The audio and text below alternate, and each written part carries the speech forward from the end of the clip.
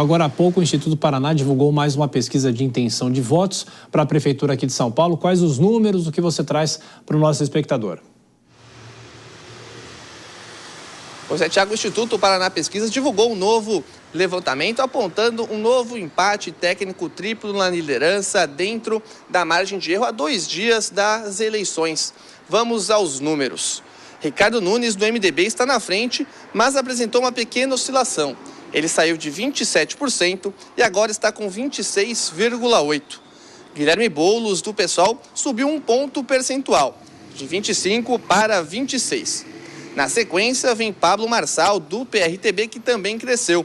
Saiu de 22,5% para 24,2%. Na quarta posição, vem Tabata Amaral. A deputada foi a que apresentou o maior crescimento, de 8,9% para 11,5%. O tucano José Luiz da Atena caiu 2,5 pontos percentuais. O apresentador saiu de 6% para 3,5%. Marina Helena se manteve com 1,7%. Bebeto Haddad, da Democracia Cristã, com 0,2%. João Pimenta, do PCO, e Ricardo Senese, da Unidade Popular, estão com 0,1%. E Altino Prazeres, do PSTU, não pontuou. Tiago. E, Álvaro, um outro dado importante sobre os candidatos, a rejeição deles. O que esses índices indicam? A rejeição aqui em São Paulo pode definir, inclusive, a eleição. Vamos aos números. O candidato do PRTB apresenta a maior rejeição, com 43,2% entre os candidatos à Prefeitura da capital paulista. Já Guilherme Boulos vem na sequência com 34,9%. O apresentador José Luiz da Atena com 21,8%. A deputada Tabata Amaral aparece com 9,5%. E Ricardo Nunes tem a menor rejeição entre os 5 primeiros, com 9,2%. Volto com você, Tiago. Bom, Álvaro Nocera com os últimos números, pesquisa divulgada nessa sexta-feira. Bom trabalho para você. O Álvaro também estará na nossa cobertura de domingo aqui na Jovem Pan. Bom, Dora Kramer, todos os números chamam a atenção, a gente faz comparação com as outras pesquisas, como o próprio Datafolha divulgado nessa semana, mas o que chama a atenção também, José Luiz da Atena tem 3%, no começo da campanha ele tinha pelo menos 13%, ou seja, aquela campanha que derreteu e, ao que tudo indica, a gente recebeu ele aqui na sabatina, ele estava muito descontraído, ele parece que largou mão da campanha, mas foi até o fim, né? Pois é, foi até o fim, o que era surpreendente, mas era o que se questionava, né? Mas é como você disse, ele derreteu, ele chegou, Tiago, logo que ele lançou, eu me lembro que ele chegou a pontuar 19. Ele até nos falou aqui, quando veio essa batida, meu Deus do céu, estava em primeiro lugar para manifestar uma surpresa. Realmente isso é um dado a gente anotar nessa eleição. Mas o que é principal é isso que está todo mundo vendo. É um empate, esse tipo de embate eu nunca vi, né? Teve lá uma história de que em 2000, uma história não, há o registro de que em 2012, né, Tiago? Sim, 2012 era Haddad, Serra e Celso Russomano, que também derreteu. Que derreteu, mas que era um empate. Mas não era um empate como esse que a gente está vendo. Na espontânea, eles pontuam a mesma coisa, 18, 18, 18.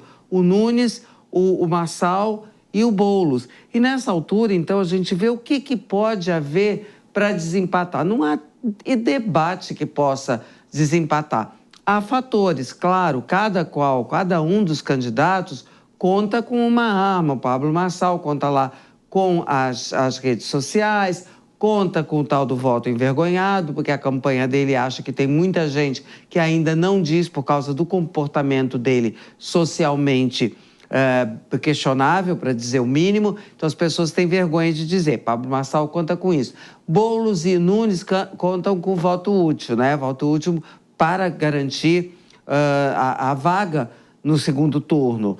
E o Boulos também conta com a presença o efeito da presença do presidente Lula.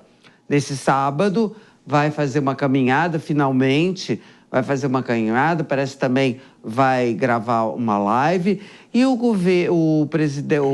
prefeito, Ricardo Nunes, conta, além do voto útil, com outro fator, que os indecisos, em geral, isso é uma coisa que é que é assim, na média, não sei se vai ser dessa vez. O indeciso tende, pela situação, manter a situação como está. Então, quem é o candidato à reeleição, em geral, se favorece disso. Mas, gente, isso é tudo especulação. Aqui em São Paulo, realmente é só no domingo. Bom, antes de chamar o Vilela, eu só queria dar informação sobre a pesquisa. Para que essa pesquisa fosse feita, foi utilizada uma amostra de 1.500 eleitores. O grau de confiança para o estudo de 95%, para uma margem estimada de erro de aproximadamente 2,6 pontos percentuais. Bom, Cristiano Vilela, diante de tudo que a gente está falando aqui, o índice de rejeição, a gente sempre olha o índice de rejeição, chama atenção o índice de rejeição mais baixo do prefeito de São Paulo, mas isso é decisivo quando você tem um empate entre 3 ou mais decisivo quando você tem só 2, ou é difícil saber também? Olha, Thiago, isso talvez seja bastante decisivo em um segundo turno, no momento onde a questão do não voto pesa bastante. Aquele candidato que tem maior rejeição, ele acaba sendo preterido. Agora, nesse contexto de uma disputa tão acirrada como essa, é importante, ou talvez falte para o prefeito de São Paulo, ter esse engajamento por parte do seu eleitor. Você vê que mesmo apresentando uma rejeição muito baixa para uma pessoa que ocupa um cargo de prefeito da cidade de São Paulo, ele talvez tenha um pouco de dificuldade de fazer isso reverter em números que pudessem garantir uma liderança mais folgada. O fato é que está todo mundo empatado e realmente não dá para cravar em absoluto quem estará no segundo turno a partir do resultado de domingo. Ô, Dória, interessante você falou sobre os padrinhos, né? Que Lula estará amanhã com Guilherme Boulos e do outro lado, outro padrinho, o ex-presidente Jair Bolsonaro. De que forma a gente pode já avaliar esse primeiro turno com a participação deles, ou se não teve a participação, se não teve empenho, e se eles estivessem mais presentes, se o quadro poderia ser diferente ou não necessariamente? Ai, não faço mais pálida ideia de como seria se eles estivessem mais presentes. O que dá para perceber, para a gente afirmar com certeza, porque estamos olhando em retrospectiva, né, engenheiros de obra pronta, então é muito mais fácil, é a ausência deles, pelo menos em relação ao que estava prometido, esperado, era a expectativa. Vocês lembram, o presidente Lula lá atrás, lá no primeiro semestre ainda, dizendo, olha, essa eleição em São Paulo vai ser aqui um tirateima entre mim e Bolsonaro. Foi o que ele disse. E não foi isso que aconteceu.